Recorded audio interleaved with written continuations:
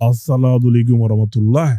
Comment ça se fait, la moitié d'entre vous qui regardent mes vidéos ne sont pas abonnés? Comment ça se fait, la plupart d'entre vous qui regardent mes lives ne likez pas?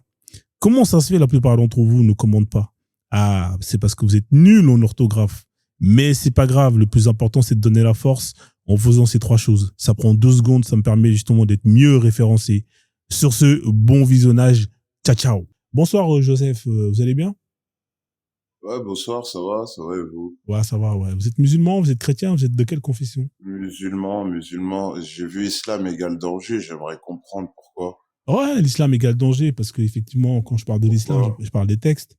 Oui, l'islam, le Coran, la Sunna, c'est des textes qui sont très dangereux. Il y a certains sujets qui sont traités et que j'estime que s'ils sont appliqués à la lettre, peuvent être très dangereux pour les humains.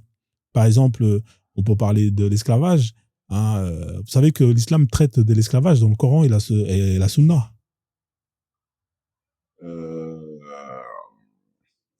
Et l'islam traite de l'esclavage, c'est-à-dire? L'islam parle de l'esclavage. Il y a des, ouais, bien sûr. Il y a des lois. Mais l'islam, est-ce que tu sais ce que c'est l'islam pour un musulman déjà? Ouais, c'est la soumission. Voilà, c'est ça, c'est être soumis. Non, mais l'islam, tout ce que l'islam encadre pour un musulman? C'est ce qu'on appelle la charia d'Allah, la loi. La loi. Mais donc l'islam, donc si Allah nous donne des lois, il faut bien qu'il nous parle de tout ce qu'il y a. Ouais, effectivement, il parle aussi de l'esclavage. Il ne va pas oublier quelque chose. Donc si l'esclavage est répandu dans le monde entier, que Allah nous en parle, c'est logique un peu. Ouais, il vous en parle, mais aussi il vous donne des recommandations et il vous donne des règles. Ouais, que les esclaves sont nos frères et nos sœurs. Ah bon? Il faut les nourrir comme on les nourrit. Ça, il y a des hadiths qui le disent. D'accord, mais du coup, ton frère et ta sœur, tu peux le vendre? Je sais pas. Mais tu me dis l'esclave est comme mon frère et ma sœur. Du coup, tu peux vendre ton frère et ta sœur. Moi, regarde, je te cite un hadith. Non, mais je le connais, ce hadith. Mais du coup, ta sœur et ton frère, tu peux le vendre. Parce qu'un esclave dans l'islam. Hein, est-ce qu'il y a.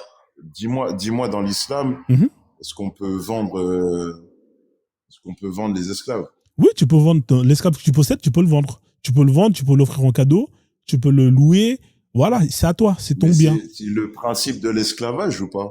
Ouais, mais est-ce que ton frère, comme tu m'as dit que l'esclave c'est comme ton frère et ta sœur, c'est toi qui l'as dit, non? Ouais, mais c'est un hadith, oui. Voilà, et du coup, alors comme c'est ton frère et ta sœur, tu dois le nourrir comme toi tu te nourris. Non, attends, on va aller étape par étape. Allez. Moi, c'est intéressant ce que tu dis, mais si on enchaîne, on va s'y perdre. Tu m'as dit que l'esclave, c'est comme ton frère et ta sœur. Du coup, vos esclaves sont comme vos frères et vos sœurs, oui. Amine. Du coup, ton frère et ta sœur, tu peux le vendre, on est d'accord? Si y a un texte qui l'autorise, ouais. Non, mais est-ce que dans le Coran, Allah t'autorise à vendre ton frère et ta sœur, comme l'esclave? Je sais pas, je crois pas, je pense pas. Voilà. Du coup, si on peut pas vendre son frère et sa sœur, du coup, les esclaves ne sont pas comme tes frères et tes sœurs. On est d'accord? Ça n'a pas de sens. Mais pourquoi? Parce que tu peux pas le vendre. J'ai pas compris. Ton frère et ta sœur. Tu peux affranchir un esclave. Parce que la logique, ouais. Si tu considères quelqu'un comme ton frère, tu veux son bien, donc tu l'acquittes, tu l'affranchis de l'esclavage. D'accord, mais là, la phrase que tu viens de dire, c'est vos esclaves sont comme vos frères et vos sœurs. Du coup, s'ils sont comme mes frères et mes sœurs, ça veut dire que moi, mes frères et mes sœurs, je peux les vendre. Parce que l'esclave que je possède, je peux le vendre. Est-ce que je peux vendre mon frère et ma sœur? Tu m'as répondu non. Donc là, tu vois, il y a un problème déjà avec ta phrase. Non, parce que si l'esclave, tu le considères comme ton frère, pourquoi toi tu penses direct à le vendre? Tu peux l'affranchir de l'esclavage. Oui, mais si je peux l'affranchir, le vendre. Regarde, tu peux le vendre comme tu peux tuer ton frère, comme tu peux lui faire du bien, comme tu peux lui faire du mal. Exactement. Après, chacun a son libre arbitre. Exactement. Je suis complètement d'accord avec toi sur ce point-là, mais du coup. L'islam, elle encourage à quoi quand elle dit que vos esclaves sont sont comme vos frères et vos sœurs? Ça, c'est toi qui l'interprète. Ça, c'est toi qui l'interprète comme ça. Toi aussi, t'interprètes à ta façon. Non, parce que moi, la manière quand je te pose des questions, c'est, bon, je sépare mon frère et ma sœur, et je sépare l'esclave. Du coup, si c'est comme, ça veut dire, comme c'est égal. On est d'accord que quand tu fais une addition, 1 égale 1. si frère et sœur égale esclave, donc ça veut dire que ce que j'ai le droit de faire à mes frères et à mes sœurs, j'ai exactement le même droit de le faire avec mon esclave. Mon esclave, j'ai le droit de le vendre. Est-ce que j'ai le même droit avec mon frère et ma sœur? Normalement, oui, étant donné qu'ils sont comme mes frères et mes sœurs. Logiquement, c'est de la logique. Ouais, vas-y, poursuis. Voilà, donc du coup, étant donné que tu as dit vos esclaves sont comme vos frères et vos sœurs, donc, logiquement, si ce sont mes esclaves et que je peux les vendre, les louer, bah, mes frères aussi, je peux les vendre et je peux les louer. C'est logique. Ou je ne peux pas faire ça à mes frères. Bah logiquement non, tu vends ni tes frères ni tes sœurs. Donc ce ne sont pas comme mes frères et mes sœurs, parce que ce que je peux faire avec un esclave... Le hadith, il dit considérez vos esclaves comme vos frères et vos sœurs. Mais vos esclaves. Mais est-ce que ton frère et ta sœur, c'est un esclave? Donc c'est pas la même chose alors dans ce cas-là. Si t'as ton frère, bah si, parce que si tu rencontres ton frère comme un esclave, par exemple, je sais pas, moi, on est là, il y a l'esclavage qui est partout. Tu vois quelqu'un qui possède un esclave, oh, c'est ton frère. C'est bien, si tu peux l'acheter, c'est mieux qu'il soit avec toi et que ensuite tu le libères. Ah bon? Alors, c'est intéressant. On va passer à la phase 2 parce que... Je sais pas, moi. Si tu vois ton frère, il est esclave de quelqu'un qui le maltraite, c'est bien d'avoir la possibilité de pouvoir l'acheter. Non, on te dit vos esclaves. C'est-à-dire que c'est déjà quelque chose qui t'appartient à toi. Là, tu parles d'un autre cas où tu me parles d'un cas d'un esclave qui appartient à quelqu'un d'autre. Tu vois, ta phrase, elle est claire et nette. C'est vos esclaves sont comme vos frères et vos sœurs. Ça veut dire que toi, ton esclave que tu as, il est comme ton frère. Vos esclaves comme considérez-les. Voilà, considérez vos esclaves. C'est toi qui l'as dit. En fait, justement, et c'est pour ça que, regarde, tout à l'heure, je t'expliquais la suite du hadith. Ça ne s'arrête pas là. Vas-y, continue alors. Ça s'arrête pas là. Continue. C'est comme ça s'arrête pas là, tu peux pas en venir à ta déduction à toi. Vas-y, je t'en prie, ouais. Vas-y, continue, désolé. Considérez-les comme vos frères et vos sœurs, nourrissez-les comme vous nourrissez-vous, habillez-les comme vous habillez-vous, et ne leur donnez pas une charge au-delà de leur capacité, à moins que vous les aidiez. D'accord, ok. Alors, on va prendre le deuxième point. Donc prends tout le hadith et après, faisons une déduction. Bah, on prend le deuxième point, le troisième point, et à la fin, on fait une déduction. Alors, traitez-les comme vos frères et sœurs, nourrissez-les comme vous nourrissez. Du coup, toi, imagine que toi, t'as un esclave, hein, toi, tu manges de la viande. Hein. L'esclave que t'as acheté, lui, il est végétarien. Hein. Alors là, il dit, nourrissez-les de ce que vous... Non, mais frérot, je prends mot pour mot ce que tu m'as dit. Alors là, il a dit, nourrissez-les de ce que vous nourrissez. Comme vous nourrissez-vous. Voilà. Comme vous nourrissez. Voilà. Mais il n'y a pas de problème. Tu me dis si ton esclave, il est végétarien ou quoi, il n'y a pas de problème. Mais en fait, ta déduction, ta compréhension, elle est faussée, en fait. Vas-y, je t'écoute. Parce que c'est pas ça que le hadith nous... Il veut dire quoi, alors? Vas-y, je t'écoute. Ouais. En gros, dans un monde où l'esclavage, il est répandu, où il y a des gens qui font du sale aux esclaves, qui les maltraitent, etc., etc., tu vois ce que je veux dire? Ouais. Là, on dit nourrissez-les comme vous nourrissez. En gros, c'est pas tu le laisses 2 jours sans manger. Non, j'ai pas dit ça. Non, t'as pas compris. Non, c'est pas ça que j'ai dit. J'ai compris. Non, j'ai compris. Là, je vais loin. À quel moment j'ai parlé de ne pas le nourrir? Moi, je t'ai parlé d'un maître. Tu m'as pas parlé de ça. Je t'ai parlé d'un maître qui mangeait de la viande et l'autre qui est esclave et qui était végétarien. Si tu dois le nourrir comme toi, tu te nourris, donc tu vas l'imposer le fait de manger de la viande alors que l'esclave, il est végétarien. Mais en fait, je suis en train de t'expliquer que ta façon de penser là, de réflexion, c'est pas la bonne. En gros, faut que tu prennes le contexte total de ce qu'est l'esclavage, en fait. Parce qu'il y a des esclaves qui étaient pas nourris pendant un jour, des 2 jours, et qui étaient nourris avec de la merde ou avec les restes ou avec des viandes invariées ou je ne sais quoi. Quand on te dit nourrissez-les comme vous nourrissez-vous, c'est donne-leur une nourriture correcte et quand il est au moins 1 fois ou 2 par jour, tu vois. Ouais, mais c'est pas ce qui est écrit. Toi, tu rentres dans un détail. Mais moi, là, le problème, écoute-moi, Joseph, écoute-moi. Moi, quand tu me sors un hadith, moi, je prends mot pour mot. Là, tu es en train d'interpréter.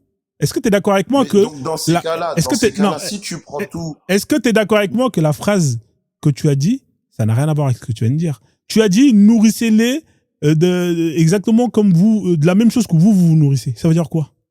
Ça veut dire que moi, si je suis en train de manger un steak haché avec des frites et que j'ai un esclave, je dois lui donner un steak haché avec des frites. C'est ça que ça veut dire, littéralement. Si tu veux. Non, mais c'est pas si je veux. C'est du français, frérot. Il n'y a pas de problème. D'accord. Ben, vaut mieux que si tu manges des steaks et des frites et tu partages avec ton esclave, vaut mieux ça que de lui donner de la bouffe pour chien, par exemple. Non, mais je suis d'accord avec toi. Ou bien même qu'il serait végétarien. Parce que s'il est végétarien et que t'as pas de quoi le nourrir, tu le fais comment? Tu le laisses mourir. Non, mais frérot. Parce que si tu rentres, en fait, regarde, je vais rentrer dans ta réflexion à toi. Ouais. S'il est allergique à un aliment, et toi tu vas me dire, non, regarde, s'il est allergique à un aliment, c'est pas bien, etc. Si tu rentres dans des si et si et si et si, on peut aller loin. Mais la phrase, elle est claire. Nourrissez-les comme vous vous nourrissez. Réfléchis à ce que c'est l'esclavage réellement et l'état d'un esclave, comment il aurait pu être, comment certains esclaves dans l'état qu'ils étaient traités, et pense à ça. Est-ce que t'as un peu appris, par exemple, la traite négrière? Laisse ça, frère. Comment étaient traités les esclaves noirs? Laisse ça, frère. On va en venir. D'abord, on va terminer. On va en terminer avec ton hadith. Parce que moi, t'as vu, si je prends littéralement ce que tu viens de dire, imagine, toi, tu mesures 1m30 et tu fais 35 kilos. On est d'accord, la quantité de nourriture que tu manges, c'est pas la même qu'une personne qui fait 1m90 et 120 kilos. On est d'accord que vous n'allez pas manger... Toi, t'entends dans le hadith, nourrissez-les comme vous nourrissez-vous, dans la même quantité, le même grammage, les mêmes aliments. Comme ça, toi. Exactement. Toi, tu l'entends. Bah voilà, donc toi. Ouais, mais moi je l'entends de façon. Je vais t'expliquer un truc. D'avoir une lecture littéraire comme ça c'est se fausser la compréhension. Ouais, mais comment tu sais que toi, comment tu sais que moi ma lecture c'est la mauvaise et toi t'as la bonne? Comment tu le sais ça? Bah, je l'entends de par ta réflexion. Non, mais toi, maintenant, il y a deux lectures. Il y a deux lectures. Et même les terreaux, les TERO. Non, mais laisse ça. Tu vas loin, mon frère. En fait, je t'explique un truc. Non, mais tu vas trop loin. Même eux, là, il y a deux lectures. Joseph, il y a deux lectures. Comment tu sais que toi, c'est ta lecture qui est la bonne et pas la mienne? C'est la question, elle est simple. On avance. Déjà, je suis musulman, tu l'es pas. Et alors? Après, ça veut rien dire. Ça veut rien dire. Ok. Mais en gros, bah, je t'écoute parler. Je sais que c'est pas ça que les. Non, mais comment tu le sais? Comment tu le sais? Parce que j'ai appris l'islam. Non, mais t'as appris l'islam où? C'est écrit où que ta lecture c'est la bonne? Dis-moi, c'est écrit où?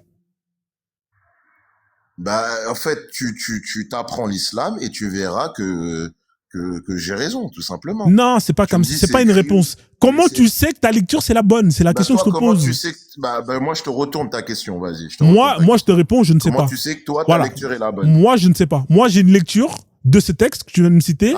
Attends, je termine. Est-ce que je peux terminer, s'il te plaît? Moi, je ne sais pas si ma lecture elle est bonne parce que je ne sais pas. Mais moi, en tout cas, la manière dont je lis le truc, c'est pour moi la bonne lecture. Est-ce que pour toi, la manière dont tu lis ce texte, pour toi, c'est la bonne lecture? Mais on est d'accord que tu as ta lecture, j'ai la mienne, mais en aucun cas, ni toi, ni moi, nous savons, parmi nous deux, qui a la bonne lecture. Est-ce qu'on est d'accord sur ce point-là? Comme ça, on avance. Pour moi, tu n'as pas la bonne lecture. D'accord, mais du coup, comment tu le sais? Je te pose la question encore, comment tu le sais? Parce que, comment je sais? Laisse-moi répondre. Parce que tu as une lecture littéraire.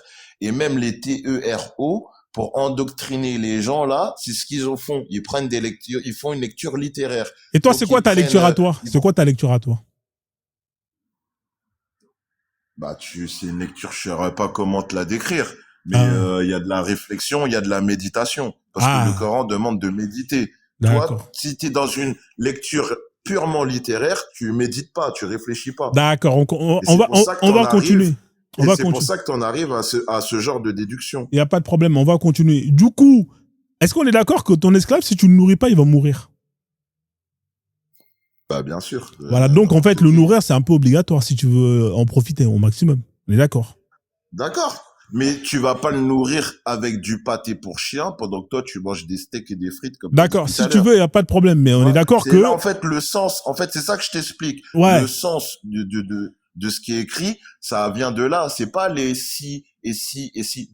C'est ce qu'on dit en islam. Ouais. Tu vois, les si et si et si, c'est ouvrir des portes au shaitan. Il n'y a pas de problème. On va fermer les portes au shaitan. On avance. Donc, si tu ouvres la porte au shaitan, okay. On peut un esclave, loin, en fait. Tu dois le nourrir. Sinon, il va mourir. C'est simple. C'est un humain. Il faut nourrir un humain, sinon il meurt. Et comme c'est ton bien, c'est ta possession, tu as envie de le garder le plus longtemps possible pour qu'il soit le plus rentable possible. Donc, tu le nourris. On avance. Du coup, il faut le soigner s'il tombe malade, sinon il va mourir. Donc, tu le soigneras parce que c'est ta possession et que tu veux le rentabiliser. Tu vas soigner. Il n'y a rien d'extraordinaire, en fait, là. Est-ce qu'on peut avancer maintenant? C'était quoi la troisième phrase, là? Vas-y, je t'écoute. Bah, il y en a, quand leur esclave, il tombait malade, ils les tuaient, s'en débarrassaient, déjà. Ouais, parce qu'ils font ce qu'ils veulent, c'est leur objet. Mais, en gros, si t'es un mec malin, en fait, si t'es un mec malin. Dans un monde où l'esclavage, il est répandu, c'est bien que, au moins, il y a des règles pour apaiser un peu la souffrance de certaines personnes. Moi, je suis pas d'accord avec ça. Au terme, voilà, t'es pas d'accord. Je suis pas d'accord avec ça. Moi, je préfère pas qu'il y ait des règles, je préfère qu'on interdise et qu'on abolisse, point final. Mais toi, tu préfères... Bien sûr, mais... Non, mais toi, tu préfères qu'il y ait des règles. On préfère... Non. Je préfère qu'il n'y ait pas de guerre dans le monde. Non, j'ai pas parlé de guerre, moi. On parle d'esclavage. Là, j'ai pas parlé de guerre. Mais on parle... Oui, mais tu me dis, je préfère qu'il n'y ait pas d'esclavage. Non, moi, j'ai dit, je préfère qu'on interdise. C'est différent. J'ai dit, je préfère qu'on interdise. D'accord. Tu préfères qu'on interdise, mais tout le monde de sensé préfère qu'on interdise. Je sais pas, moi. C'est parce que Allah, c'est parce que Allah a préconisé. Allah, il a pas dit, j'interdis l'esclavage. On est d'accord. Allah, il a pas interdit l'esclavage. Allah, il interdit de faire le mal. Non. Allah, il a pas interdit l'esclavage. Est-ce qu'on est d'accord sur ce point-là? Allah interdit de faire le mal. Non, mais frérot, je te parle dans un monde où l'esclavage... Regarde, là, il y a des guerres sur Terre. Je suis en train de te parler de l'esclavage, tu me parles du mal, frère. Oui. De quoi tu me parles? Bah, c'est mal. Est-ce que Allah interdit l'esclavage? Réponds-moi oui ou non. Moi, je te parle d'islam. Non. Je te repose la question. Moi, j'aurais préféré qu'Allah l'interdise. Est-ce que Allah interdit l'esclavage? Oui ou non? Non, pas dans le sens littéraire comme tu le dis. Voilà, Allah, il n'a pas interdit l'esclavage. Voilà. Moi, j'aurais préféré qu'il l'ait interdit. Toi, tu t'aurais préféré, mais t'as pas la science de toute l'histoire commencée. Parce que je te mets dans une situation. Ouais. Regarde. On est 2000 ans en arrière. Ouais. Tu vois ce que je veux dire? 1400 ans. On est dans une contrée, dans une tribu. Maintenant, il y a des guerres interethniques ou de tribus, etc. Et les perdants, ils deviennent esclaves de l'autre. Pas forcément. Pas forcément. Je te parle, on est quelque part et c'est comme ça. Je te donne un exemple. Forcément. Il y a des guerres, il y a eu des... Alors, écoute-moi bien. Mais je te donne un exemple. Non, mais frérot, ton exemple, écoute-moi. Il tient pas debout parce qu'il y a des peuples qui se sont fait la guerre et qui n'ont pas réduit les perdants en esclavage. C'est faux ce que tu viens de dire. Il y a des peuples qui l'ont fait. Et il y a des peuples qui l'ont fait. Donc, c'est possible. Voilà. S'il y a des peuples qui n'ont pas fait, donc c'est quelque chose qui est imposable, que tu peux imposer aux autres parce que c'est quelque chose qui n'a pas existé partout. D'accord, mais il y a des peuples qui l'ont fait, malheureusement. Bah justement, c'est à ces peuples-là qu'il fallait justement leur éduquer en leur disant qu'on ne réduit pas en esclavage les gens qui ont perdu. Donc Allah, il aurait dû envoyer un verset et citer telle ou telle personne. C'est ça Allah aurait dû envoyer un verset et dire que l'esclavage est mauvais, il faut l'interdire. Il faut la combattre et l'éradiquer. Voilà ce qu'il aurait dû envoyer. Mais Allah, il a envoyé plein de versets. Ou si tu suis ces versets, tu peux pas rendre une personne esclave alors qu'elle ne l'est pas. C'est faux ce que tu viens de dire. Le bien contre le mal. C'est faux. Tu sais pourquoi c'est faux? Parce que tu as un verset qu'on appelle le butin, où Allah, et d'ailleurs le prophète, il prenait un 25e, il prenait un quart du butin, ou un cinquième, voilà, un 20e du butin. Et parmi le butin, il y a ce qu'on appelle le butin matériel. Hein, ça peut être les terres, ça peut être des maisons, des champs, tout ça. Et tu as les esclaves, les milcléamines. Hein. Donc, qu'est-ce que tu me racontes là, frère? Qu'est-ce que tu me racontes? Quand tu fais le djihad à Talab et que tu gagnes, hein, ou qu'une personne t'attaque et que la personne elle perd, la personne, tu peux la réduire en esclavage. À quel moment Allah il a dit oui, on réduit pas une personne en esclavage. Une personne que t'es parti faire la guerre, le djihad al-talab, hein, une personne que t'es parti faire la guerre parce qu'elle a pas voulu se convertir à l'islam. Qu'est-ce que les habitants ils ont à voir? Non, il y a pas de guerre. Quoi? Il y a pas de guerre pour ça, tu vois. Ah bon? Le djihad. Le djihad al-talab, le djihad offensif dans l'islam, il n'existe pas. Il n'existe pas le djihad offensif. Offensif? Ouais. Non. Combattez que ceux qui vous combattent. Ah bon? Ouais. Ah bon? Et la sourate 9-29? Il y a des règles. Il y a des règles dans déjà le djihad. Tu parles du djihad. Le premier djihad, c'est le djihad soi-même. Ça, on le connaît. Oui, on connaît ça. Le combat, voilà. D'accord. Pas de problème. Donc, le djihad offensif. Maintenant, tu connais ou pas? Je te parlais des guerres. Tu me disais non, maintenant on en revient aux guerres, tu vois. Non, parce que c'est toi qui m'as parlé, tu m'as dit qu'on peut pas réduire une personne libre en esclavage. C'est ce que tu m'as dit. Et je t'ai dit que non, c'est faux. Non, je t'ai dit non, c'est pas ce que j'ai dit. J'ai dit si tu lis le Coran dans son entièreté et que tu suis le Coran, une personne libre, tu ne la rends pas dans esclave parce que Allah préconise le bien, appelle au bien et pas au mal. Ah bon. Maintenant, dans un monde où l'esclavage est répandu. T'es au courant que là, à l'heure actuelle, il y a des Noirs qui sont esclaves en Libye. Mais justement, attends, on va en venir à ça. Et tu sais comment ils les traitent? Ou pas? On va en venir à ça, calme-toi. Tu m'as dit que Allah, salut SKD, comment tu vas? On va en venir à ça. Tu sais que Allah, il interdit de réduire les gens en esclavage. Ici, dans la sourate 9-29, il dit combattez ceux qui ne croient ni en Dieu, ni au jour dernier. Qui n'interdisent pas ce que Dieu et son messager ont interdit, et qui ne professent pas la religion de la vérité. Allah, il demande aux musulmans d'aller combattre les koufars. Regarde, tu vois tous les la CIA, etc. Laisse la CIA. Je suis en train de te parler d'Allah, tu me parles de la CIA, frérot. Non, mais laisse-moi finir, j'en viens à ça. Laisse-moi finir. Tu vois tout ce qui est OTAN, etc., qui ont créé des fractions TERO. Tu vois ce que je veux dire? Ils prennent une lecture littéraire comme ça pour endoctriner les gens, alors que c'est pas la bonne réflexion. Tu vois? Là, Allah parle d'un moment précis, à un endroit précis. Mais maintenant, je vais t'expliquer quelque chose. Si un peuple vient prendre ton peuple, tu vois, et te réduire en esclavage et te faire la misère, etc., t'as le droit de te défendre, oui ou non? Ouais, t'as le droit de te défendre. T'as vu, moi, quand tu me poses une question, regarde, Joseph.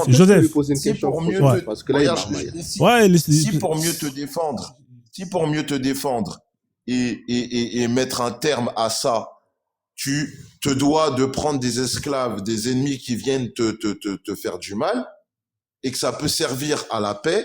Est-ce que ça serait une bonne chose ou pas? Non, c'est pas une bonne chose. On peut avancer ou pas maintenant? T'as vu, moi, je t'ai répondu cash. Non, mais regarde, écoute-moi. T'as vu, écoute-moi. Moi, tu m'as posé des questions, je t'ai répondu sans tourner en rond, sans raconter ma vie, te parler de ça. Maintenant, regarde, moi, je vais être clair et net avec toi. Est-ce que le djihad offensif dans l'islam existe? Réponds-moi oui ou non. Le djihad offensif? Ouais. Alors, si tu sais pas ce que c'est, je t'explique. Le djihad offensif. Non, je t'explique parce que peut-être que tu ne sais pas. Le djihad offensif, c'est quand un État musulman où la charia est appliquée avec un calife, une armée, envoie dans un premier temps à un État de koufar une invitation à se convertir et que cet État de koufar refuse. Là, l'islam autorise cet État, cette armée d'aller faire la guerre à ces koufars qui ont refusé de rentrer dans l'islam. Ils ont le droit de les combattre. Ça s'arrête pas à là. Laisse-moi finir. Je t'ai posé la question, tu m'as répondu, je ne sais pas. Comme tu ne sais pas, je suis en train de t'expliquer. Tu m'as dit tu sais pas. Je t'ai posé la question, est-ce que tu sais ce que c'est le djihad offensif? Tu m'as dit tu ne sais pas. Ouais, mais c'est pas si ton explique. Moi, je saurais pas te l'expliquer dans. Ouais, mais tu ne sais pas. Quand on ne sait pas, on laisse ceux qui savent expliquer. Laisse-moi t'expliquer. Tu ne sais pas non plus. Explique, vas-y. Mais tu ne sais pas, frère. Moi, je te dis que je sais, je suis en train d'expliquer, tu me dis je ne sais pas. Tu ne sais pas, tu penses savoir, tu crois savoir. Ah, mais il est sérieux, là. Fini. Donc, t'envoies une lettre, rentre dans l'islam. Le mec, il veut pas rentrer dans l'islam. Tu viens, tu prends ton armée, tu lui fais la hagra. Et quand tu lui fais la hagra, et ben, tous les gens qui ont été, justement, vaincus, que ce soit l'armée, que ce soit la population, elles sont soit au choix, ça dépend de ce que le califat décide, soit décide de les libérer, s'ils se convertissent à l'islam, soit décide de les dja, soit décide de les dégager de leur terre, ou soit décide de leur faire payer la jizya, ou soit décide de les réduire en esclavage. C'est ça le butin. Hein. Donc, le djihad al-talab existe. C'est ce que l'histoire l'a démontré avec justement les conquêtes arabes, les conquêtes islamiques, jusqu'à qu'ils sont partis en Espagne hein, et qu'ils ont colonisé ces terres pendant plusieurs siècles. C'est ça le djihad al-talab. Portugal, Italie, ouais, France. non, il n'y a pas Italie, frère. Un peu la France, mais ils ont été dégagés. Italie. D'accord, si tu veux. C'est ce qu'on appelle le djihad al-talab. C'est le fait d'aller conquérir pour aller instaurer la charia, l'islam, etc., etc. Donc, vous avez le droit d'aller, si vous avez une armée, un calife, d'aller attaquer des gens qui ne vous ont rien demandé et de les réduire en esclavage et de les vendre. Donc, de quoi tu me parles quand tu me dis que oui, Allah, il veut pas que on réduise les gens libres en esclavage? Vas-y, je t'écoute danser et après, on donne la parole à SKD. Vas-y, termine, danse et après, je donne la parole à SKD. Ouais, déjà, je danse pas, tu vois, je suis pas un danseur. Mais comment dire, ta déduction des textes, elle est faussée, elle est pas bonne, elle est pas correcte parce que t'as pas toutes les infos en fait. Dans le seul cas où un État musulman va attaquer un autre État, c'est parce que il y a des raisons, on va dire islamiques. Exemple, en Europe, à l'heure actuelle, il y a plus de 50 000 enfants qui disparaissent chaque année, qui se retrouvent dans des réseaux PEDO. Si maintenant un État islamique veut mettre fin à ça et que la seule solution c'est d'aller attaquer, eh ben au final t'attaques pour le bien. Tu vois, t'as droit de faire le djihad offensif pour libérer les gens du mal. Masha'Allah. Ah mais c'est une dinguerie ce que tu viens de dire. Garde ça, je vais mettre cette pépite de côté. On va donner la parole à SKD parce que le frère, il est là depuis un moment. Hein. Alors, vous avez entendu la famille. Hein. Hein, les musulmans, quand ils vont attaquer des koufars, c'est pour ramener le bien. Alhamdoulilah.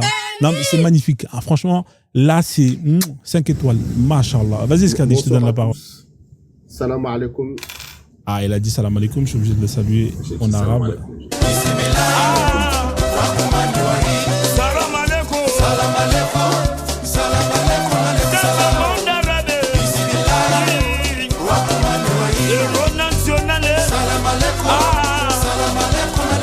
Masha'Allah, vas-y, je t'en prie.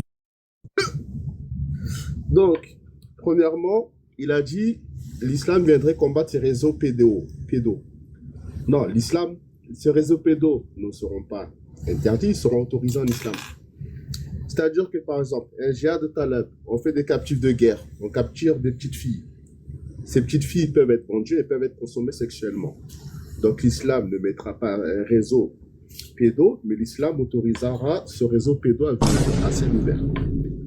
Premièrement.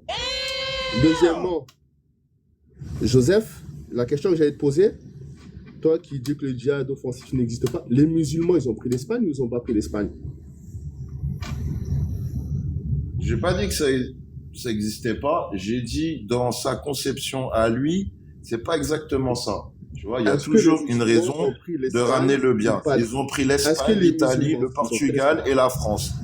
Ok, maintenant, une fois qu'ils ont pris l'Espagne, le Portugal et la France. Okay. Une fois qu'ils ont pris l'Espagne, ils se sont défendus jusqu'en Espagne ou ils ont attaqué l'Espagne? Parce que l'Arabie et l'Espagne, ça fait loin un peu, non? Ah non, c'est pas loin. Hein. C'est vraiment pas long. La péninsule arabique. Là, tu dis quelque chose, non, tu te trompes. Entre le sud de l'Espagne, et le nord du Maroc, il y a une frontière, les mecs qui vont en bateau. L'Arabie. Le Maroc, c'est pas l'Arabie. L'Arabie. Ah, l'Arabie. Ok. Oui. Non, c'est pas la porte à côté non plus. Non, c'est pas la porte. SKD, il y a du bruit, hein, frère. Jusqu'à là-bas? Comment? Pardon? Il y a du bruit, hein. Je sais pas, c'est qui. Tu m'as dit quoi? Comment? Attends une seconde, je me déplace.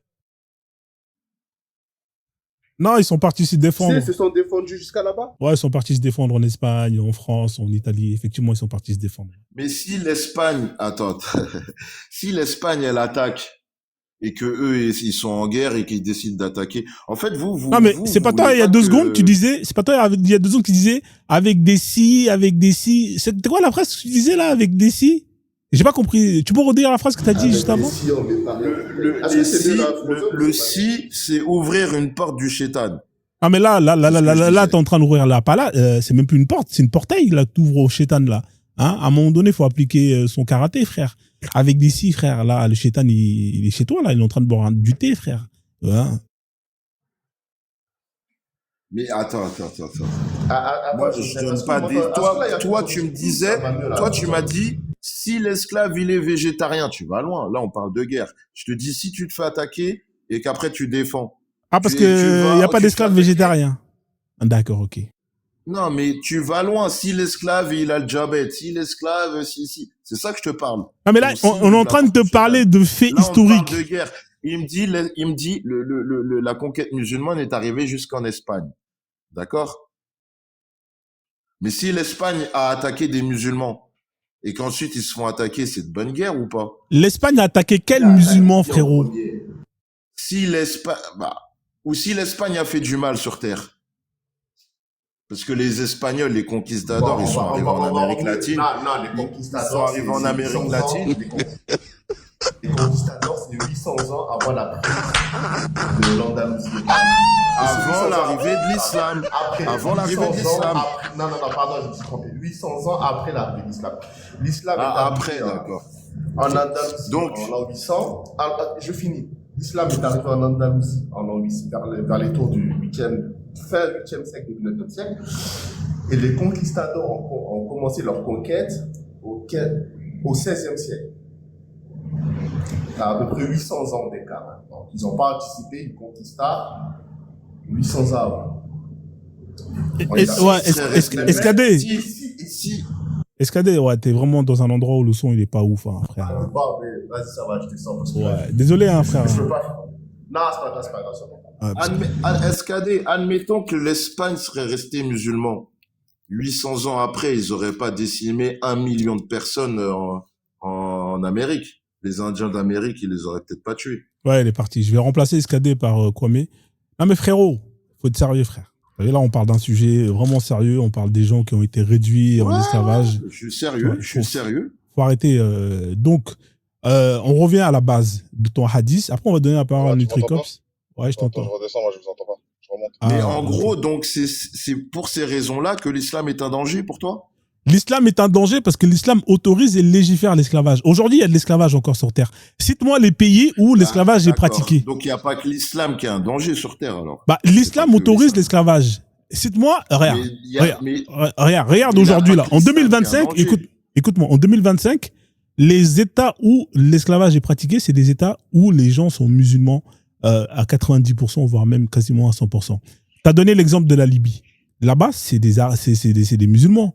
Hein, regarde, je peux te donner par exemple au Soudan, des pays comme les pays arabes où des gens où on pratique la kafala, où des gens sont réduits en esclavage, vendus, exploités. C'est que dans les États où l'islam est appliqué que justement il y a l'esclavage. Et d'ailleurs, quand on regarde les pays où justement qui ont été les derniers entre guillemets à signer l'abolition, c'est les pays musulmans.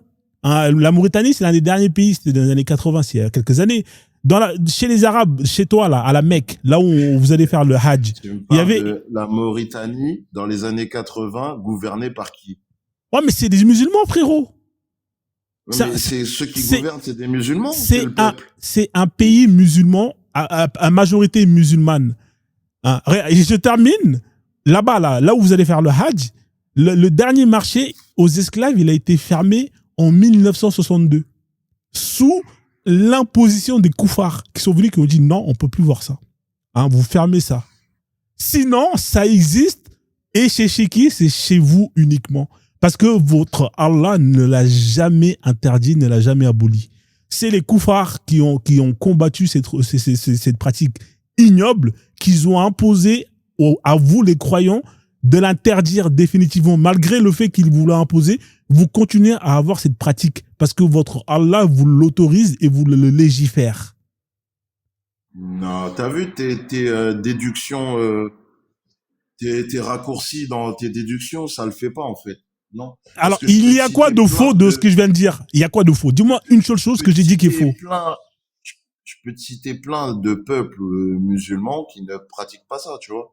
Plein de pays. Il y a quoi de faux dans ce que je viens de dire? Dis-moi ce qu'il y a de faux dans ce que je viens de dire. Vas-y, je t'écoute. En fait, t'as cité l'histoire, une partie d'histoire en Arabie Saoudite, etc. Je m'y connais pas plus que ça, donc sur ce sujet-là, donc je vais pas te dire non, ça c'est faux, telle date, etc., etc. Mais ta déduction, ton raccourci, il est faux. Parce que tu vas... Quels sont les pays actuellement où l'esclavage est pratiqué? Donne-moi le nom de quelques pays qui te vient en tête où l'esclavage est pratiqué. Je te mets au défi de me citer un nom d'un pays de koufar où l'esclavage est pratiqué. Vas-y. Je peux te citer d'autres pays où il y a une majorité de musulmans, où il n'y a pas d'esclavage. D'accord. Est-ce que j'ai dit l'inverse? Voilà. J'ai dit les pays. Donc en gros, parce que certains musulmans, soi-disant musulmans, feraient des choses mal, c'est tout l'islam à remettre en cause. Écoute-moi bien, je repose la question. Cite-moi un pays de koufar où l'esclavage est pratiqué et autorisé. Cite-moi juste un seul pays de koufar. C'est quoi que tu appelles koufar? Non musulman. Regarde, un pays de koufar, c'est un pays où la population est à majorité non musulmane et dont la loi n'est pas la loi d'Allah. Cite-moi juste le nom d'un pays de non-koufar, où justement l'esclavage est pratiqué. Vas-y, je t'écoute, et n'est pas combattu. La France. En France, il y a de l'esclavage. Ça veut dire qu'on peut aller acheter des gens sur Amazon et les utiliser. Ça existe. Non, pas de cette façon. Ah, mais c'est quoi l'esclavage? Je vais t'expliquer. En France, il y a des pauvres femmes avec 3 enfants toutes seules qui louent des caves de même pas 10 mètres carrés à ça, c'est l'esclavage. C'est l'esclavage. Et qui travaillent. Qui travaillent pour le locataire, soi-disant, et qui travaillent acharnés, sans pause, sans être déclarés, sans si. D'accord. Est-ce que ça, c'est autorisé par la loi française? Réponds-moi. Non, mais tu m'as dit pratiquer. Non. Est-ce que c'est autorisé par la loi française? Tu m'as dit, regarde, j'ai répondu à ta question. Il n'y a pas de problème. Si tu sais quoi? Alors, tu m'as dit, je t'ai demandé qu'est-ce que ça fait de koufal, tu m'as dit. Ça, c'est pas l'esclavage, déjà, pour commencer, parce que... Comment t'appelles une personne que tu loges dans même pas 10 mètres carrés avec tes 3 enfants, qui travaille pour toi toute la journée, tout le temps, pour à peine 200 € le mois. Ouais, c'est pas un esclave, c'est quelqu'un qui est exploité, tout simplement. C'est pas un esclave, tu sais pourquoi c'est pas un esclave? Une personne exploitée, l'esclave, il est quoi? Il est pas exploité? L'esclave, il est pas payé. L'esclave, non seulement cette femme-là, si elle était dans un état où on applique la charia d'Allah, non seulement elle serait pas payée, de deux, le maître, il va la mougou comme il veut, quand il veut, dans toutes les positions, sans qu'elle la boucle, sans qu'elle l'ouvre, hein. Et de 3, si demain la dame elle veut partir, elle peut partir, elle travaille. Elle a un salaire, si ça lui plaît pas. Et puis même, elle peut aller... Un salaire de 200 €. Mais justement, c'est pour ça que je te dis que... Okay. Attends, je termine. Je termine. Ses enfants, il faut qu'elle s'habille. Je termine. Au final, on est dans les mêmes conditions que l'esclavage. Non, tu sais pourquoi? Parce que cette femme-là, il y a juste la violence physique. Non, dans cette femme-là, il y a le droit français qui déjà le défend, va la défendre. C'est juste qu'elle n'est pas consciente. Ouais. C'est juste qu'elle n'est pas consciente. Si elle était consciente, elle serait partie voir. Laisse-moi finir. Ça se pratique. Laisse-moi finir. Non, attends, laisse-moi finir. Cette femme, elle n'est pas consciente. Si elle était consciente, elle serait partie voir des associations qui l'aideraient à justement, cette personne qui ferait ça serait condamnée et serait jetée en prison. À l'inverse de là où, justement, dans un état où Allah légifère ça, cette personne-là ne serait pas condamnée.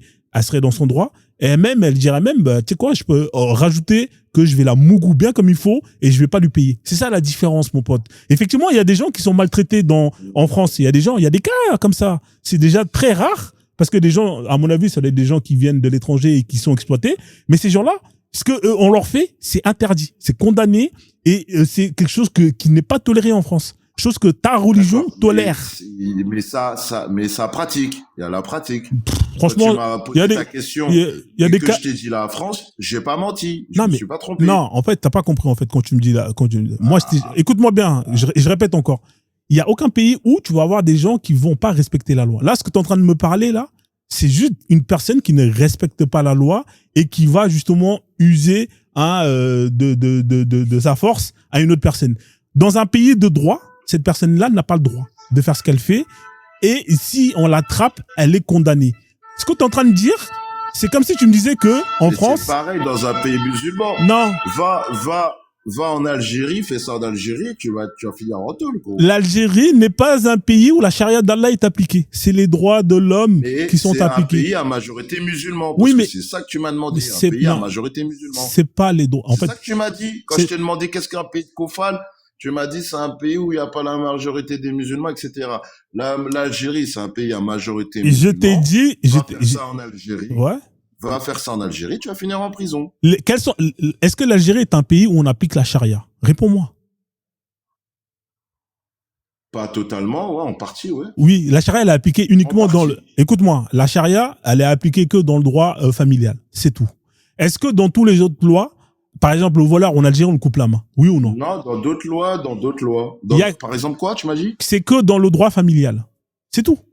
Non, non. Alors, par dans quel exemple, autre droit? Tu peux emprunter un crédit, tu peux emprunter un crédit en Algérie, il n'y aura pas de taux d'intérêt. Il y a d'autres choses que tu sais pas. D'accord, ok. Est-ce qu'en Algérie, on peut appliquer on coupe la main au voleur? Mais est-ce qu'en islam... Non, mais je te pose la question. Systématiquement, la main au voleur. C'est ça, en fait. Alors moi, je te réponds encore une fois. Dans l'islam, il y a une loi qui dit que le voleur et la voleuse, a tous les deux coupé leur main. Le fornicateur, la fornicatrice, écoute-moi, le fornicateur, la fornicatrice, fouettez-les de son coup de fouet devant des gens et tout blabla. Tu dis pas tout, en fait. Tu dis pas tout, en fait. Parce que le voleur, admettons, le voleur, et ça c'est des hadiths, c'est dans la science islamique, s'il n'a rien et qu'il vole pour se nourrir, t'as pas le droit de lui couper la main. Ok, maintenant, est-ce qu'il y a une loi? Alors, pour terminer ce débat-là, et je vais donner la parole aux autres, parce que là, le fornicateur et la fornicatrice, si elle se repent et qu'elle demande pardon, t'as pas le droit de lui faire du mal. C'est faux, frérot, mais c'est pas grave. C'est c'est faux ce que tu viens de dire. En fait, je vais terminer. Tu critiques l'islam que toi tu penses connaître. C'est ça, en fait. Moi, l'islam que je connais, c'est l'islam avec ce qu'on appelle la jurisprudence. Je prends les 4 livres, les 4 écoles, et il y a tout écrit dedans. Il y a pas, moi, tout ce que je dis, ça sort de ces livres-là. Maintenant, je vais terminer parce qu'il y a des gens qui veulent avancer. Il y a des savants qui contredisent certaines choses qui sont dites dans ces livres. Frérot, je vais terminer, il y a des gens qui sont là, d'accord? Parce que toi, tu es un très bon danseur. On a vu que tu étais un excellent zouker. Pour terminer, je te pose la question. Est-ce que dans la loi de l'Algérie, est-ce qu'il y a une loi qui dit que le voleur, on peut le condamner à la couper la main? Est-ce qu'il y a une peine qui dit qu'on peut couper la main au voleur? Juste réponds-moi oui ou non. Est-ce qu'il y a une peine? Même s'il y en a plusieurs, est-ce qu'il y a une peine qui dit que tu peux lui couper la main? Je sais pas. Voilà, merci. J'ai jamais entendu ça, je sais pas. Voilà. Pourtant, dans la charia, dans la charia d'Allah, même si le voleur, on ne lui coupe pas systématiquement la main, on est d'accord que il y a une peine qui dit que le voleur, on peut lui couper la main s'il a volé et que blablabla. Attends, mais c'est ce qui était fait. C'est ce qui était fait dans le temps. Il y a 2000 ans en arrière, c'était fait. Il y a même pire encore. La lapidation, c'était bien avant l'islam. Le fait de couper la main du voleur. Et Allah a repris ça, il l'a mis dans le Coran. Et Allah l'a repris, il l'a mis dans le Coran. Effectivement. Et écoute, c'est comme l'esclavage. C'était fait avant l'islam et Allah, plutôt que l'interdire, il l'a repris, il l'a mis dans le Coran avec des règles. Oui, il faut leur donner des Kinder chocolat. C'est comme la guerre, parce qu'il y aura toujours l'esclavage. Regarde, à l'heure actuelle, il y a de l'esclavage encore sur Terre. Est-ce que aujourd'hui, il y a la guerre avec... Écoute-moi. 500 ans. Là, il y a la guerre, là. Il y a la guerre en Russie. Il y a la guerre en Russie. Est-ce que ceux qui sont attrapés dans un camp ou dans l'autre sont réduits en esclavage? Réponds-moi. Tu sais pas. Je sais pas. Bon, vas-y Nitricop, bienvenue à toi. J'espère que tu vas bien. Regarde la Seconde Guerre mondiale. D'accord. Durant la Seconde Guerre mondiale, les Juifs, ils ont subi la chambre à gaz. C'est dégueulasse. Tu vois ce que je veux dire? C'est dégueulasse, effectivement. Voilà. Ouais, c'est dégueulasse. Voilà. Non, mais là, ça n'a rien à voir avec... Est-ce que toi, regarde, je te pose une question. Tu veux finir, on finit. Je te pose une question pour finir. Ouais. Est-ce que tu peux me certifier avec certitude que dans 100 ans, l'esclavage ne sera pas répandu partout sur Terre? Moi, je suis pas un marabout, frérot. T'as vu, si tu veux voir un marabout... Tu peux pas savoir. Voilà. Non, mais regarde. Tu sais quoi, écoute-moi bien, regarde. Écoute-moi. Je termine. Parce que là, ça commence à devenir saoulant. Ce que les gens ont fait de mauvais, ont exterminé des peuples, c'est dégueulasse. Ce qu'ils ont fait au peuple Feuge, c'est dégueulasse, on fait pas ça. Ce qu'on a fait aux Noirs africains avec la colonisation, c'est dégueulasse. Et ce que le prophète a fait à la tribu des Banu Koureza, qu'on a attrapé, qu'on a mis à poil pour vérifier s'ils avaient des poils pubiens, et il suffisait d'avoir un seul poil pubien, on t'a attrapé, on te factoulou, pour te jeter dans la fossé. On parle entre 600 et 900 personnes qui ont été déjà par ton prophète, entre guillemets, parce qu'il y a une trahison. Et les femmes ont été réduites en esclavage, vendues. C'est dégueulasse. C'est la même... C'est pareil, je mets ça je mets ce génocide sur la même catégorie, sur le même piédestal que toutes les horreurs que l'humanité a subies. Est-ce que toi, tu serais capable de condamner? Est-ce que toi, là, tu serais capable de condamner le fait qu'on baisse le froc d'un gosse, on voit s'il y a un poil pubien, et s'il y a un poil pubien, on l'attrape, on l'égorge? Tu serais capable de condamner cet acte que ton prophète a fait? Ça, je sais pas si c'est vrai, en ouais, fait. d'accord. Même si tu l'as lu. Ouais, d'accord. Va savoir si c'est vrai. Ouais. Puisque je t'ai dit, il y a des savants, il y a plein de savants. C'est bon. Tes sources à toi. Mais c'est la vérité. D'accord, c'est la vérité, t'as raison. C'est la vérité. Ouais. On va laisser les autres.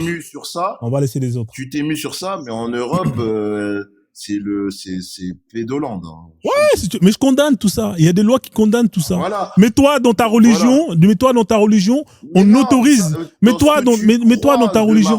Non, mais toi, dans ta religion, Sourate 65, verset 4, on autorise le fait qu'on puisse marier des femmes, entre guillemets, femmes prépubères, et qu'on puisse avoir des rapports avec. C'est-à-dire qu'une femme qui n'a pas encore sa puberté peut être mariée et peut être consommée. Et ça, c'est halal. Ça va. Et ton prophète, il a marié Aïcha, elle avait 6 ans, il l'a consommée quand elle avait 9 ans. Et c'est le meilleur des hommes. Va savoir. Va savoir. Tu es sunnite, machallah. Hein? Bah oui, je suis sunnite. Oui, tu es sunnite. Alhamdulillah, machallah. Mais regarde, ça, c'est pas la première fois que je l'entends. Mais tu sais qu'il y a des gens qui ont combattu l'islam comme toi, comme toi, depuis plus de 1400 ans. Ouais. Et parmi tes prédécesseurs, là, ils disaient pas ça. Ça, c'est sorti, il y a même pas 20 ans, tu vois, 30 ans, même pas, tu vois, c'est récent. Ouais. T'as vu, il y a des gens qui ont combattu l'islam intellectuellement, qui étaient beaucoup plus intellectuels que tous les nouveaux là nouveaux détracteurs de l'islam et qui n'ont pas sorti ça. Donc pour un peu de respect pour vos prédécesseurs, je sais pas si vous êtes plus intelligents qu'eux en fait. Ils étaient dans la même voie que vous. Ouais, effectivement, ouais. Non mais t'as raison. C'est bizarre parce qu'ils ont traité le prophète à l'époque du prophète à l'époque il était. Mais du coup toi là, tu valides ou pas ce mariage là? Tu le valides ou pas ce mariage là? Bah, je sais pas si c'est vrai, justement, c'est ça que je suis en train de dire. Mais tu suis la sunna, non? C'est pas toi qui suis la sunna, non? Mais dans la sunna, il y a des hadiths qui ont été inventés. D'accord, ok, j'ai capté. D'accord. On a compris. Bien sûr, regarde, je vais t'expliquer un truc. Non, mais la Torah est descendue, elle a été modifiée. L'évangile est descendu, ça a été modifié. Mais du coup, la sourate 65, verset 4, elle a été modifiée aussi, j'imagine, non? Où Allah autorise le fait qu'on puisse marier des femmes prépubères et qu'on les consomme. Elle a été modifiée, celle-là aussi, dans le Coran? Non, pas forcément, mais est-ce que déjà ça dit vraiment ça? Ça dit ça, ouais. Alors, tu sais quoi, on va faire une pause. Qu'est-ce que disent les deux versets d'avant, les deux versets d'après? On va faire une pause et ensuite on va aller lire ça. Est-ce qu'on peut faire une pause, laisser les autres parler, et ensuite on ira voir ce verset-là, les deux versets d'avant et les deux versets d'après? Ça te va ou pas? Allez. Inch'Allah. Allez. Alors, Kwame, bienvenue. Nutricop, bienvenue. Qui c'est qui veut prendre la parole parmi vous deux? Kwame, t'es là ou pas? Est-ce que t'es dans un endroit où tu m'entends et que le son est carré? Bonsoir à tous. Salut, Nutricop. Non, vas-y, je t'en prie. Ouais. Sinon, on peut échanger tous les deux parce que toi, t'es musulman et lui, il n'est pas musulman. Après, j'aimerais bien rebondir sur Vas-y, rebondis. Beaucoup de choses. Rebondis. C'est important quand vous échangez sur un sujet, vraiment d'aller dans le bout du sujet parce que là, tu lui as balancé plein de trucs. T'es passé de l'esclavage au massacre de je ne sais quelle tribu, au mariage de Aïcha radiyallahu anha. Le but, c'est qu'on traite un sujet de A à Z, quoi. Là, vous avez terminé sur le mariage de Aïcha. On peut revenir à l'esclavage. On revient à l'esclavage, Inch'Allah. En fait, vous avez traité plein de sujets. Le but, c'est pas de balancer des arguments comme ça et ensuite de pas les traiter. On peut revenir à l'esclavage, ça t'intéresse? On revient à n'importe quel sujet. Ok, moi je voulais dire ce qu'il a dit Joseph. Il a amplement raison sur le fait que Allah il se dit qu'il faut nourrir son esclave comme soi, le nourrir, en prendre soin, l'habiller et ne pas lui donner des tâches trop difficiles. Et cela a été expliqué par les savants. Chez les Malikites, ils disent que c'est pour préserver la décence humaine. C'est pour ça que il ne faut pas prendre l'échelle de valeur comme soi, Ils disent, il ne faut pas lui donner de la nourriture indécente ou dégradée. Ils expliquent, les savants, que en vrai, il faut pas lui donner c'est pas vraiment comme soi. Si, comme Frozen lui a expliqué, si je mange un steak avec des frites, je dois lui donner un steak avec des frites, c'est pas forcément, mais il faut pas lui donner de la nourriture dégradante ou avariée. Voilà. Et moi, je voulais savoir, une Nutricop, tu peux peut-être répondre. Vous mettez en avant ce comportement à tenir, à nourrir l'esclave décemment, à l'habiller décemment, à le loger décemment et à ne pas lui donner des charges plus lourdes qu'il ne peut supporter. Mais est-ce que si en faisant tout cela, en respectant le comportement que le prophète dit de faire, et à la nuit tombée, je prends sa femme, moi je suis le maître de cet esclave, je respecte décemment mon esclave, je respecte comme le prophète l'a dit, mais à la nuit tombée, je couche avec son épouse. Est-ce que cela fait partie du bon comportement pour toi? Oui ou non? Ok, allez, super, on passe sur l'esclavage. Déjà, dans un premier temps, il y a un élément qui est super important. Quand on parle d'esclavage, il faut mettre en évidence la philosophie sous-jacente. Quand on parle d'esclavage, souvent, on parle d'esclavage en lien avec ce qui a été fait au niveau de la traite négrière, qui est basé sur, on est d'accord, sur une philosophie raciale, c'est-à-dire une supériorité des races. Et c'est important de faire la distinction. En aucun cas en islam, il y a une supériorité des races. Et souvent, on fait l'amalgame. Je vais te répondre, laisse-moi déjà par étapes. Hors sujet. Non, mais t'es hors sujet. Déconstruire. T'es hors sujet. Oui, je te réponds. La question, elle est simple. Oui, ça fait pas partie du bon comportement. Tout le monde sait ça fait pas partie du bon comportement. Ça fait pas partie du... Je te réponds. Attends, allez. Tu peux avoir des rapports que... s'il vous plaît, Joseph. Non, Joseph, laisse les deux parler, s'il te plaît, Joseph. Quand t'as parlé, il est pas intervenu. Est-ce que tu peux me laisser parler, s'il te plaît? Ah, minute. Attends, attendez. Je te réponds, si tu veux, très rapidement. Joseph, s'il te plaît, attends ton tour. Ça ne fait pas partie du bon comportement. Ok, c'est bon, je t'ai répondu. Maintenant, laisse-moi argumenter. Dans un premier temps, quand on parle d'un sujet... Attends, s'il te plaît, qu'est-ce qui ne fait pas partie du bon comportement? Tu m'as dit, est-ce que ça fait partie du bon comportement? Non, je t'ai dit, ça fait pas partie du bon comportement. Je t'ai répondu ce que tu m'as dit. Mais je vais aller plus loin, ce que tu m'as dit, parce que tu as enfermé l'islam dans une volonté de conserver le modèle esclavagiste. Alors, c'est absolument pas ça. Donc, s'il te plaît, laisse-moi terminer. Tu t'as voulu une réponse, je t'ai répondu, tu mérites cette réponse parce que l'argumentaire, il n'a aucun sens, parce que tu veux m'enfermer dans le fait de valider cette action. Bref.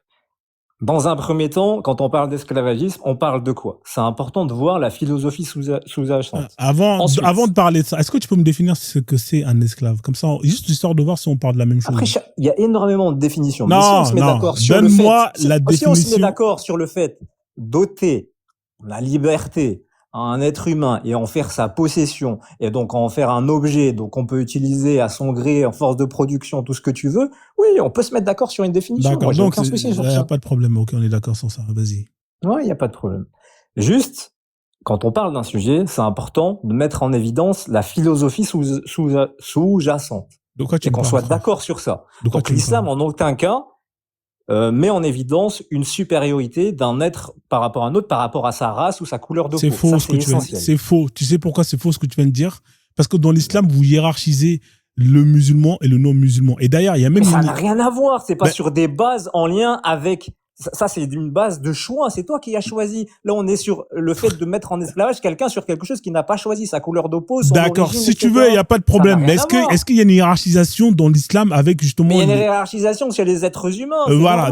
Donc c'est cette bon. hiérarchisation, elle est de par ton choix. Mais c'est une hiérarchisation entre l'homme et la femme aussi, de par les choix qu'ils ont fait, etc. Non. Moi, je te parle. C'est toi qui hiérarchises l'homme et la femme. L'homme et la femme, elle est égale. Si toi, tu veux hiérarchiser en disant que parce que selon Omar... Rentre-moi pas dans des trucs. Ouais, frérot. On se met d'accord. Mais l'homme est... Tu me glisses des trucs qui n'ont rien à voir. L'homme est égal à la femme. Si tu veux dire que l'homme est supérieur à la femme, ça, c'est ton point de vue. Moi, je te dis que je suis pas d'accord avec le fait qu'on hiérarchise les humains. J'ai pas dit ça. J'ai jamais dit ça. Déjà, te dire que l'homme est égal à la femme, ça n'a aucun sens. Ils sont différents. Traiter deux personnes différentes de la même manière, c'est de l'injustice. Égal Si tu veux en faire droit, un débat en sur droit, en l'égalité droit, et la justice, en y a pas de droit. Moi, je te problème. parle en droit. Mais ça n'a pas de sens. Deux personnes différentes, qu'ils aient les mêmes droits, c'est de l'injustice. Tu vas pas comparer un enfant et un adulte en termes de droits. Vas-y, c'est bon, tu commences déjà à fermer la tête, c'est bon, vas-y. Ben non, c'est toi qui vrai, il a me raison. fais des Il commence déjà à faire Est-ce que mal. tu compares un enfant et un adulte il a en termes de raison. droits? Mais putain, mais je suis en train de te parler d'être humain, tu me parles de quoi, Mais là, ben, frérot? un enfant et un adulte, c'est pas des êtres humains. Eh, mais t'es sérieux, toi? Arrête, s'il te plaît. Laisse-moi terminer sur l'esclavage. Eh, vas-y, tu sais quoi? Là, le tu veux débat- Attends 2 secondes. Tu veux nous ramener où, là? À quoi? En Kentucky? Oui, là-bas, nanana. Frérot. Je te ramène pas au Pourquoi Kentucky. il peut... Laisse-moi Laisse- terminer. Non, Joseph, s'il te plaît, Joseph, t'as vu? Quand Tu me donnes. quand tu parlais, Joseph. Tu veux me bloquer sur l'égalité. Non, Moi, mais je te attends 2 réponds secondes, par la Joseph. justice. Laisse-le développer. Le- C'est un adulte, il a pas besoin de toi. Quand toi, tu Le t'étais débat- coincé, le il débat, venait s'il pas te de plaît, ton Frozen. aide.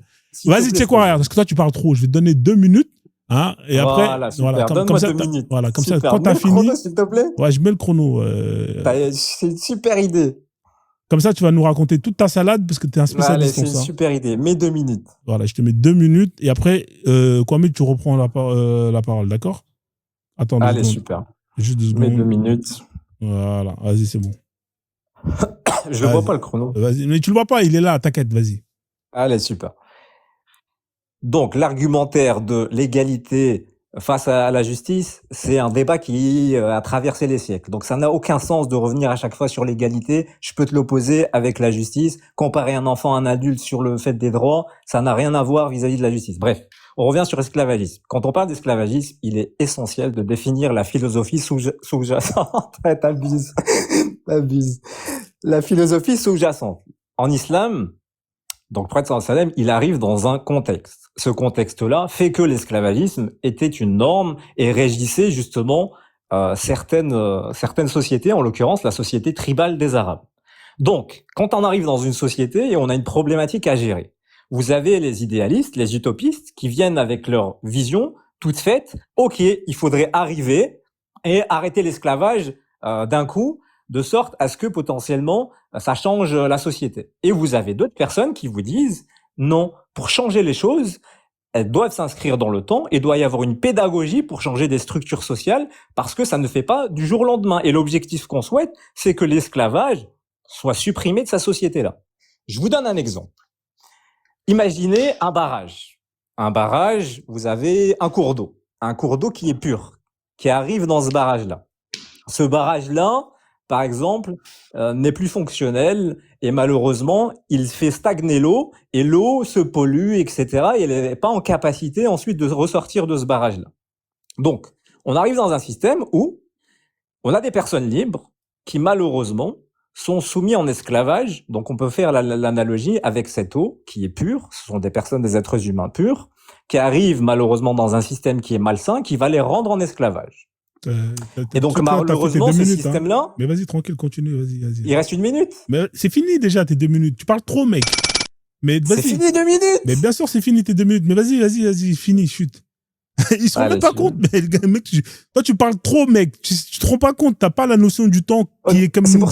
pour ça que je t'ai dit, mets-moi le chrono. Mais je l'ai mis, le chrono, là. T'as fait tes 2 minutes non, déjà. Non, mais que je puisse le voir. Je sais même pas le temps que j'ai pris. Frérot, sinon, je serais parti directement sur l'analogie. Eh, frère, je t'ai dit, fais-moi confiance, t'as fait déjà tes 2 minutes. Vas-y, finis, chute.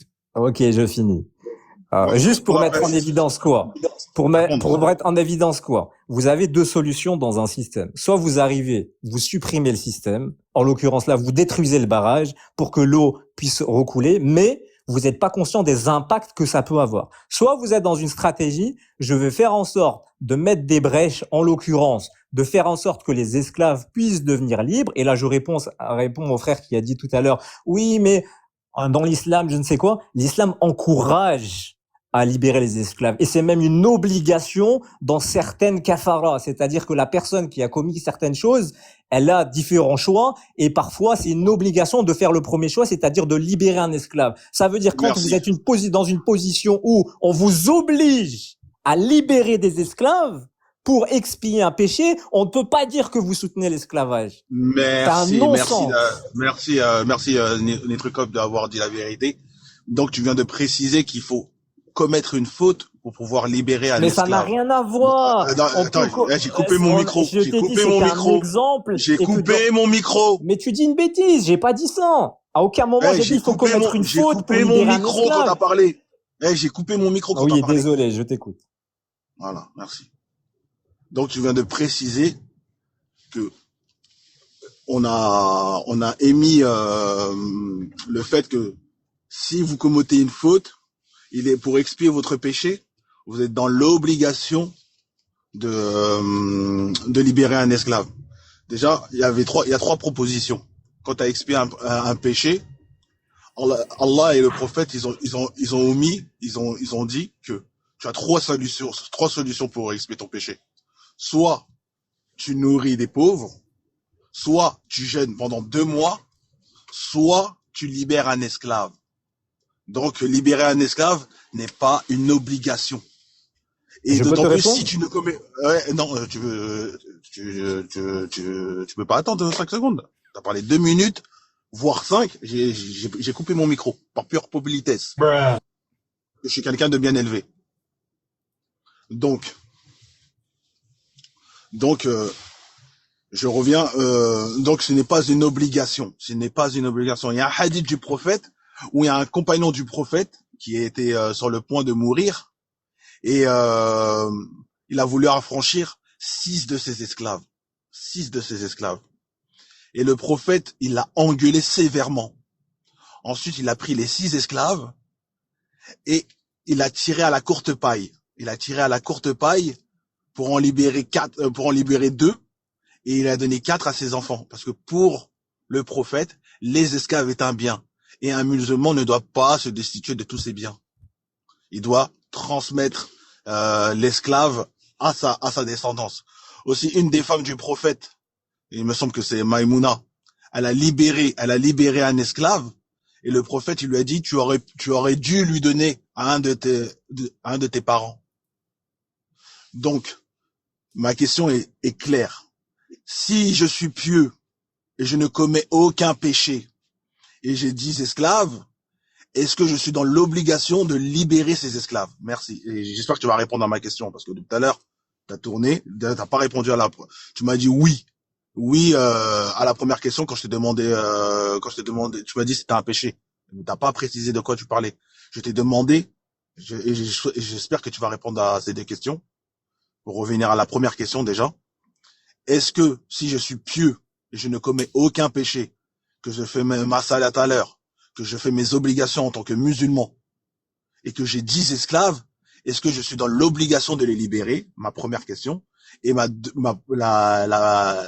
question primaire que je t'ai demandé au début, si je respecte le comportement du prophète qui a dit de nourrir l'esclave, l'habiller, le loger et lui pas donner de travail au-dessus de sa charge, et que je mougoue sa femme ou sa fille, suis-je un pécheur? Merci.